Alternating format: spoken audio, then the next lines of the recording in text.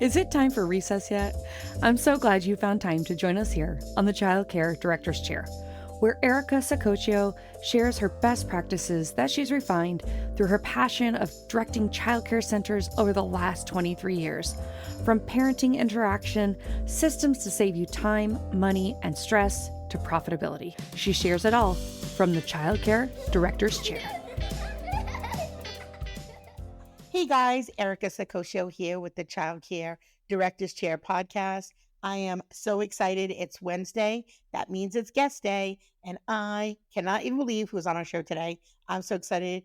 If you have YouTube, you know who was on our show because you must have seen her a million times. She is an OG. I have been watching her forever. She's laughing and blushing right now, but I have the one and only Andrea Dickerson on our show. So you're welcome for bringing her on. I'm super excited. I know you are too. So I'm going to let you talk for the four people in the world that don't know who you are in the childcare space. I'm going to give you a second just to give folks a little bit of background about you, honey. Well, first of all, I just want to say thank you, Erica, for allowing me to be on your platform and to talk to the four people who don't know who I am so they can get to know who I am and what it is that I do. So again, I want to say thank you. Yeah, you're very welcome. So tell folks who maybe don't know that you are literally the expert when it comes to systems, because we're going to talk today a little bit about systems and why you need them in a child care center, especially if you're the leader and you really want to benefit and have some structure for your children, for your teachers in your program. So how did you come about putting this amazing program of systems? Your systems have systems. Yes. So Erica, let me tell you a little bit about how I became known as America's #1 childcare success coach and how I really stepped into the area of becoming a systems-based program. And when I started out in childcare, I never worked in childcare before. I never managed people before. I never had any children of my own at this time. And I don't know anything about childcare, but I enter into a market that I'm spiritually and divinely led to do. And when I entered into this market, I knew nothing about handbooks. I knew nothing about managing people. Like literally, I've never walked into a childcare center before. Like none of my friends and I discussed childcare. So I'm like 19, 20, 21, somewhere up in there. And I'm thinking to myself, what is it that I want to do? So I pray about it. God leads me into childcare. And when I get started, there's no systems in place. So I start out with this childcare program that can hold over 200 children. But I struggled to get 60 children. It took me like 12 months to get 60 children. And of course, you all know I went through turnover, like crazy turnover. And then I found out that my prayer came true where the Lord did bless me to have my own child. And so I found out that I'm pregnant. I'm running a program that I know nothing about. All I know is I just have a desire and a love to care for kids. I find out I'm pregnant and I can't get the enrollment built because I don't know how to lead people. I don't know how to build enrollment. I'm just really walking by faith. Fast forward 12 months within managing this company. Now, I wasn't doing bad. I was still not knowing what I was doing, still in the high six figures, but still didn't know what I was doing. And my dad got sick. My son became paralyzed on the left side of his body with Bell's palsy. So now I'm having to juggle mom life that my dad is not feeling his best. I don't know what's about to happen with that. So I'm like, what do I do? And I'm like, I gave in and I just sold that location. I sold it because I didn't know what I was doing. Like even my handbooks was a cookie cutter handbook. I had to copy and paste from a whole nother company's handbook. So I knew then like I'm struggling.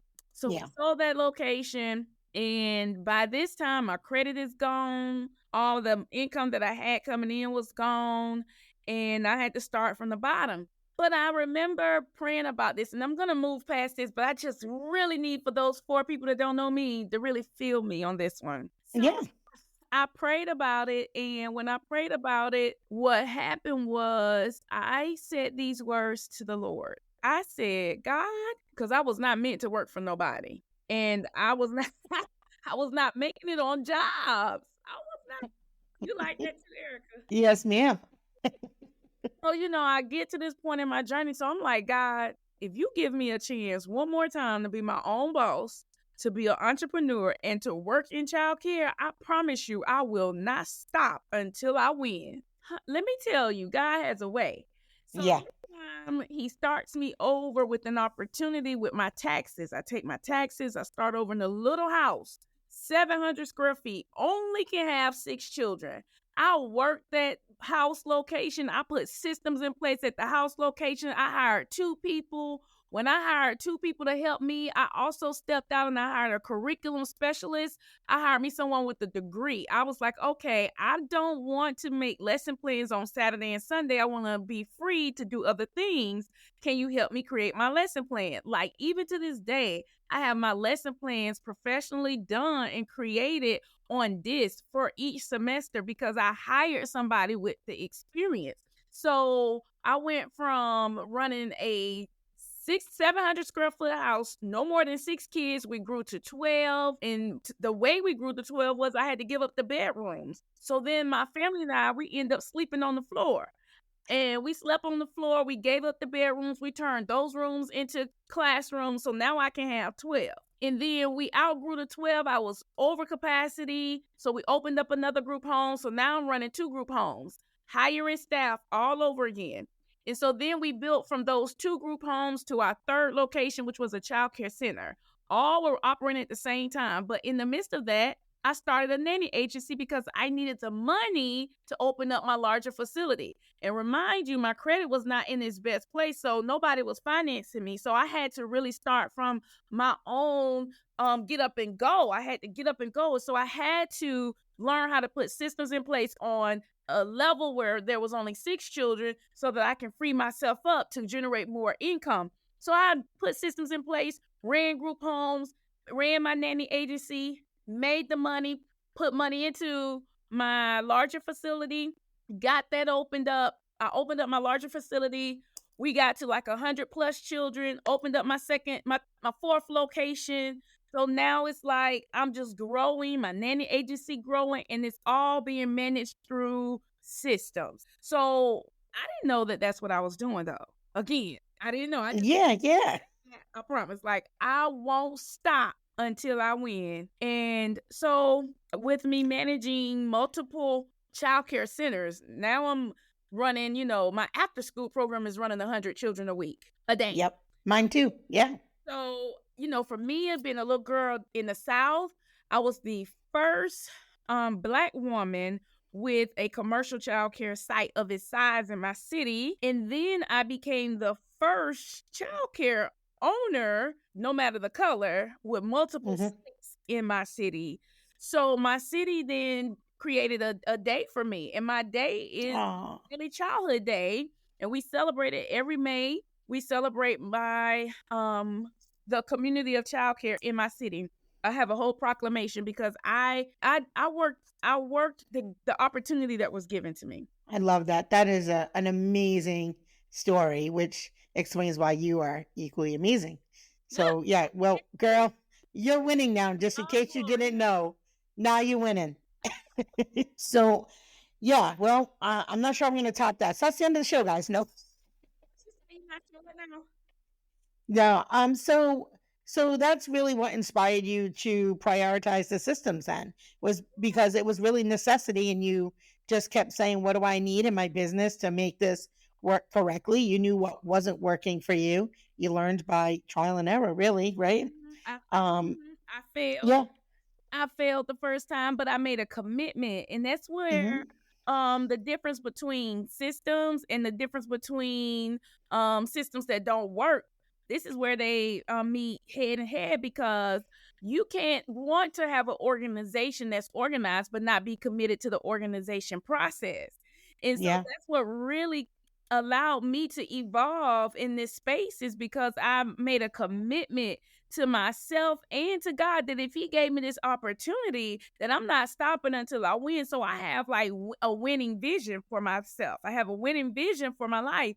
And until I have accomplished those things and he has said it is finished, it is done, I'm still committed to the work. Yeah. So, can you share some specific examples of how implementing effective systems can positively impact the children in a center? Absolutely. So, in today's day and time, we want to understand that without structure and without systems, it causes the children to create their own structure and create their own routine, which is impacting them because now they have a way that they want to do things in your classroom, and your teachers are having to follow your rules to be able to do what you want done, but the children have already set their own system, so to speak, in Mm-hmm. the room. So with today's fast-paced economy, children are much wiser. Children are moving a lot faster. We want to make sure that our rooms are set up with a framework to support the vision of the organization. And so with this space that we're in right now, we're talking to, directors and owners. A lot of the vision that will be implemented in the classroom has to come from a visionary.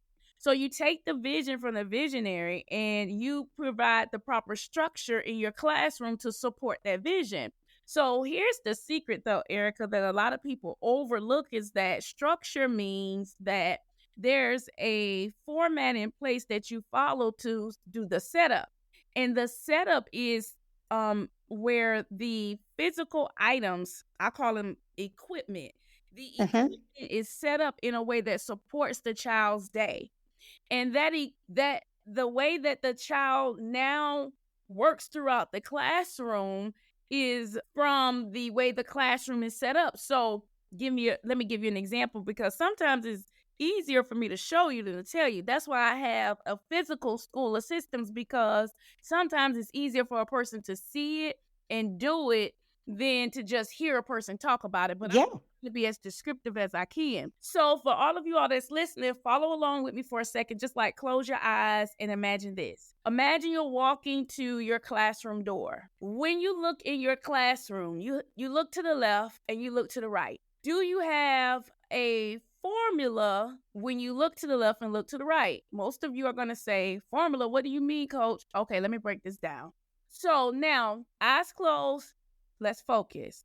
Our formula with the School of Systems is that when you look to the left, the left begins the child's day. So whatever center is the loudest and begins the child's day should be the first response that the child encounters when they walk into the room.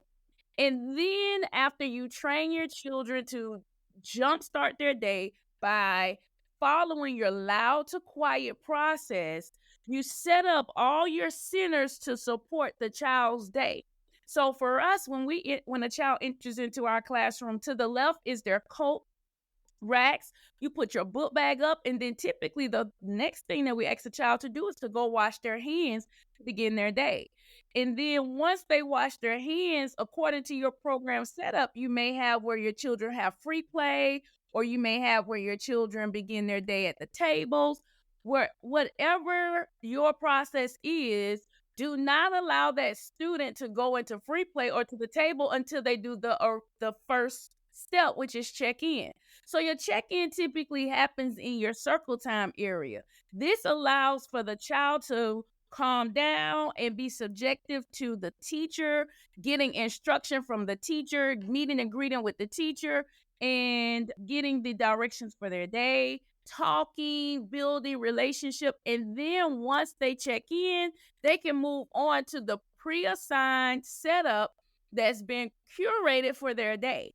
Now, I know I said a lot right there. I hope you all were able to follow along with me, but that is why systems in the classroom is so essential, because it jumpstarts the child day, and it also repositions the relationship where the children has come into the room understanding that there's a routine to follow and not creating their own routine for the day. Yeah.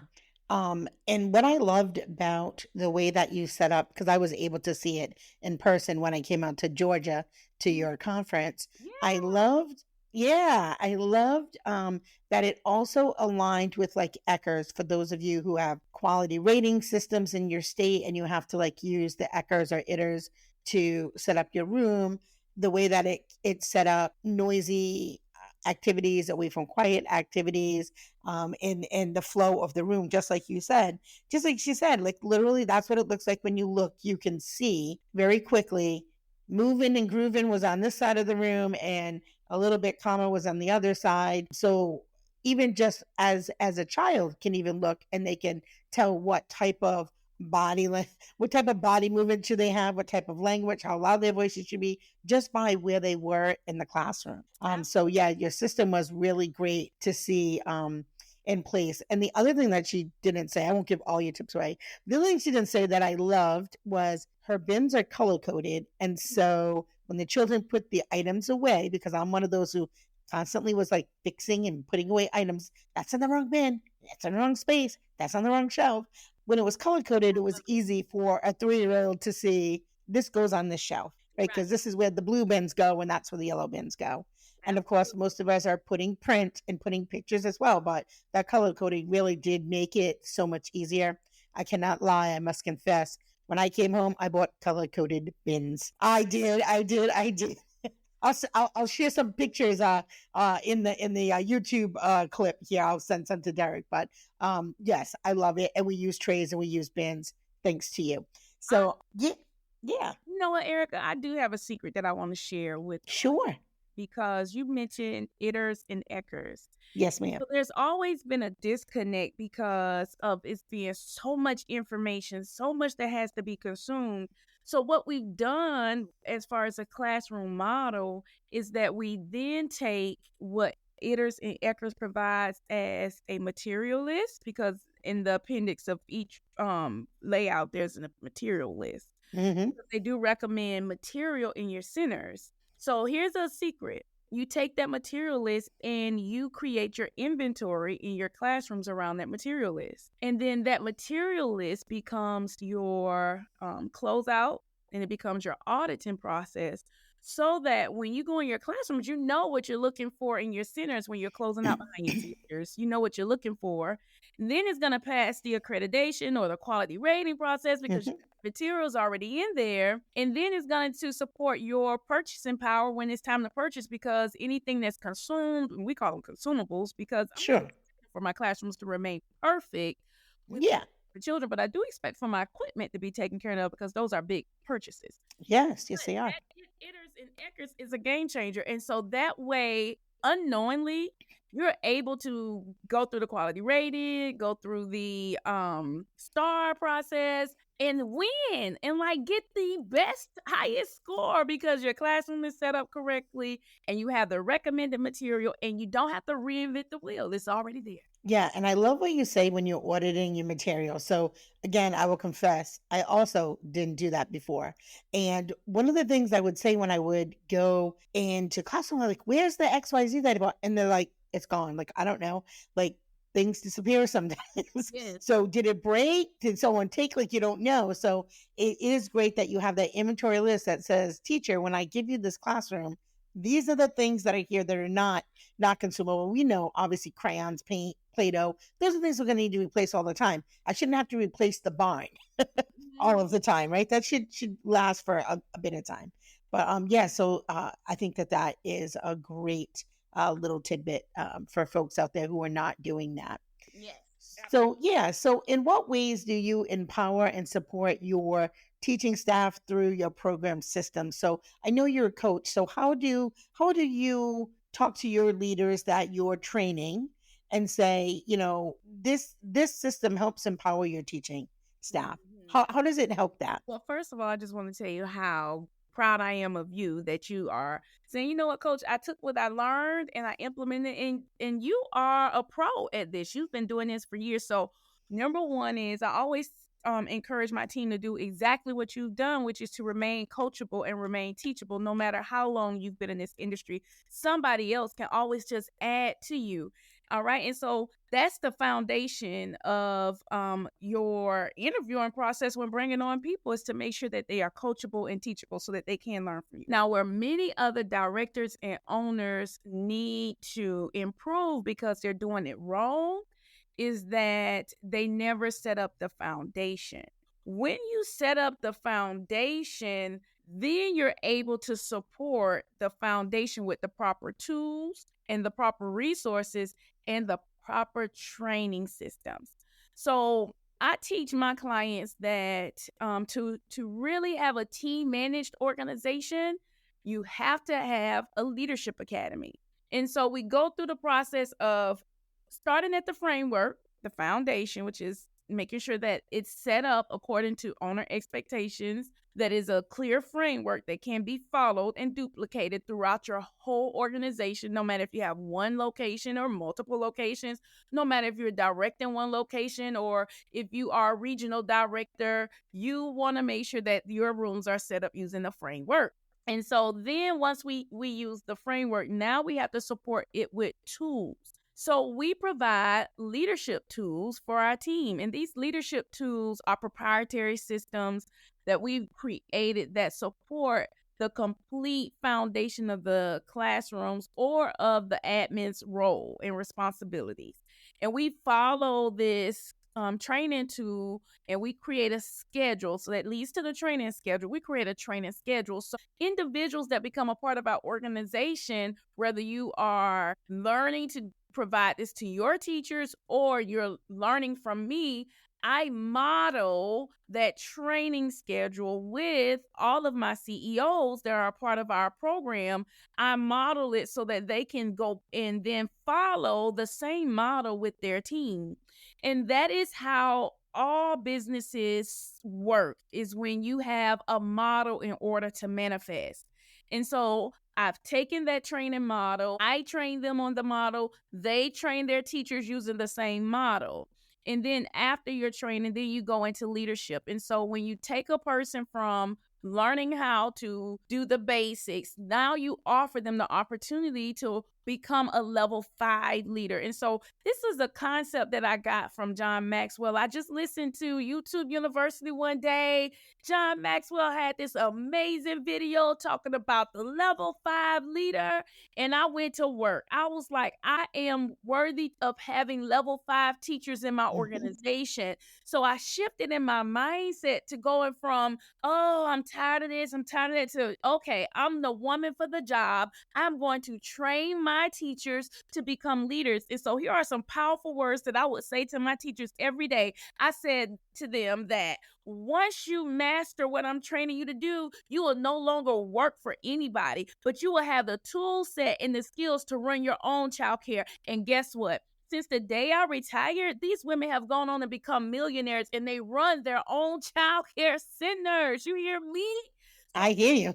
Know that whatever I made up my mind to do to support these ladies in becoming level 5 leaders, that the words I spoke, the foundations that I put in place, the framework that I followed, the training that I would do. So I did this training whether or not they showed up or not. I showed up ready. I showed up with the tools. I showed up with the outline. I showed up with the particulars that would take my vision to the next level, and I taught it to them. Some directors and some owners, they don't receive that. They need that. They need to be ministered to. They need to be motivated. They need to be led. And so then I take the CEO and I show them the difference between an organization that's led by a CEO and managed by a team, in an organization that is left alone. Because some owners, they own multiple locations and they leave it alone, and they think that everything is on a director, which is not.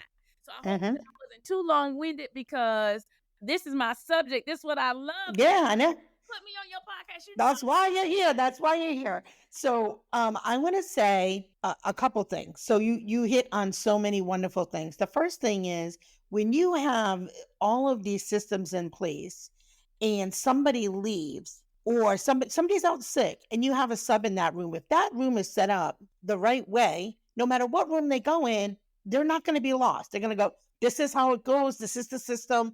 You know that no matter what room you're in. So there's that. Because if you don't have that system, one teacher runs a room one way, another teacher runs it a different way. So you don't have that consistency. You don't also have that consistency for your students. So right now it's graduation time. Imagine your 3-year-old room had a whole different system than your 4-year-old room. And now your kids move to the next room. You're starting all over again.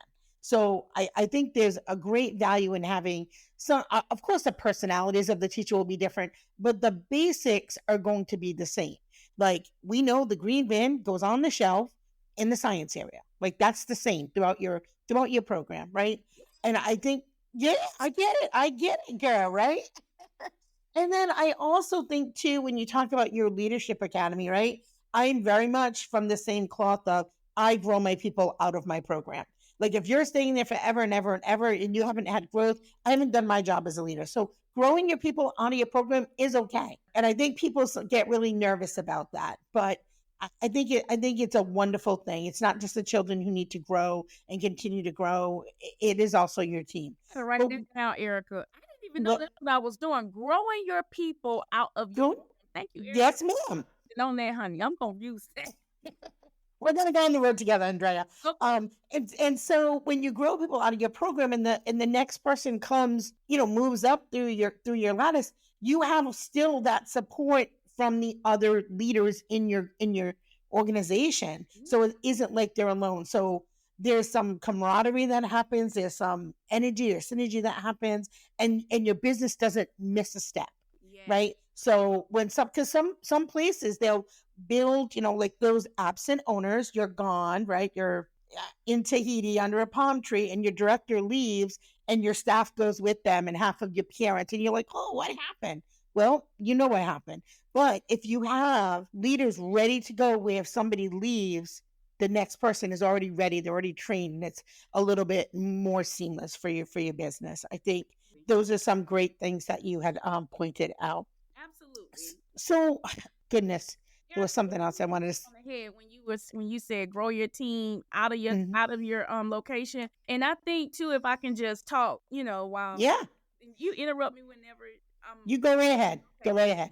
And so this is where a lot of CEOs and directors they want to be encouraged to move in this direction, which is because this is so key. They want to understand the level 5 leadership model. So if there's not a model that has been placed in place, then it's hard for directors to recognize how to groom their team, how to grow your staff, right? And so that's another framework that supports the progress that you're looking for from your team. And so it helps with the interview process because you said something that really is my cup of tea. I love what I call streamlining processes. And so one day it hit me like, oh my God.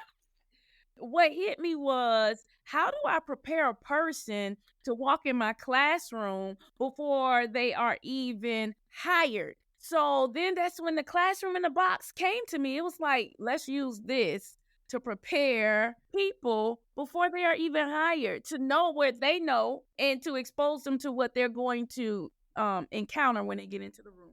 Do not talk. Hold on. This classroom in the box was so fun and engaging. Girl, I loved it. And like I've been in the field a really long time. Me and my daughter did that activity together. I kept all the pieces. I brought the box to my school and we started moving our rooms around. I loved it. It was so fun.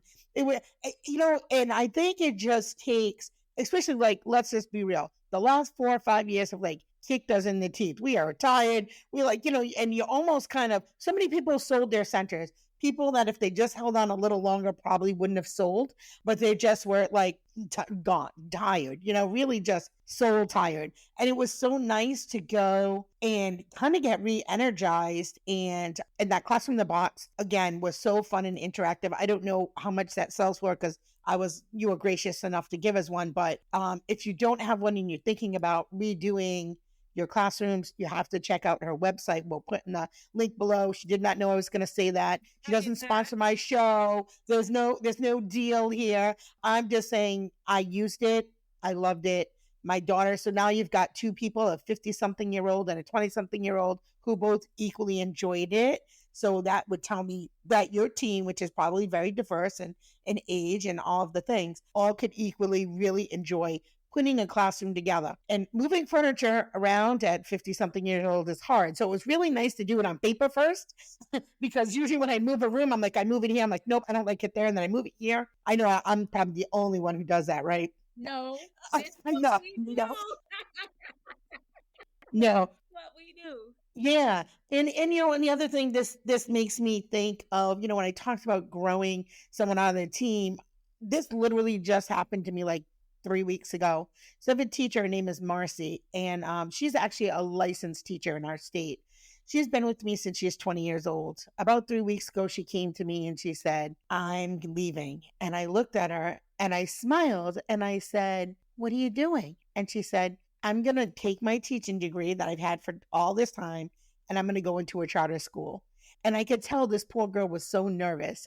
And I said, I am so proud of you. And she was a little like taken back. I said, I'm going to miss you like heck. I said a bad word there, but I'm going to miss you like heck, girl, but I am so proud of you. And I could just see that relief. And I said, I've been on the other side of that desk. There was a time I had to tell my boss I was leaving and I was going on to open up my own center. So, but I feel like sometimes people, when you start talking about growing your team, and my old boss was like that. I used to help people get accredited. And she's like, why would you want to help our competition get accredited? I'm like, so you don't get it. This is a community. It doesn't hurt me. It doesn't take away from our program. I said, I'm here for the children in our community. And to me, the more quality centers that there are, the better, because honestly, and I don't want to take us off topic, but honestly, when you see the news, right, it's never the great programs. There's a million centers that do great work every day. And the only thing that hits the news is the teacher who gave a kid melatonin, or the kid that got left out in the yard. Listen, we're going to keep it real. You know what I'm saying? Like that's what's on the news, right? And there's so many wonderful leaders, and we're all doing so much work. And I really appreciate the folks that didn't sell, that are still here. And that's really one of the reasons I started the podcast, was really, how do we help support each other? Because we are a community, right? And I think teachers need to love learning. And I love learning. I don't care. I say it all the time. I do not know everything. You do not know everything. I'm going to take the best of what you got, and I'm going to suck it in. And I'm going to give you the best of what I got. And then we're going to continue to do that. And the more that we do that as a group, as a industry, the better. Right. And so I don't know. Yeah. I agree. And so you have to find your tribe, and so Erica, where my mentorship hat comes on is that we have a prayer line that my husband is over, and we just give scripture and supportive teaching for the renewing of the mind, because we have to have our tribe. We have to identify who are the people that are my get it girls, that get what I'm about, that get what I'm trying to do.